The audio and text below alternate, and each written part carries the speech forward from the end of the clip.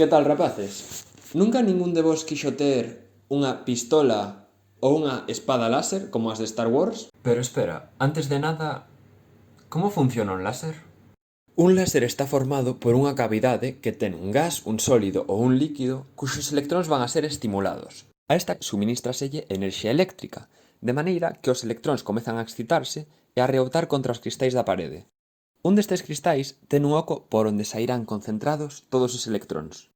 Pois debedes de saber que tanto Estados Unidos, China ou Turquía xa teñen a súa disposición esta tecnoloxía, usada para derribar drons enemigos, como neste caso, ou implementada en armas, como esta Kalashnikov china.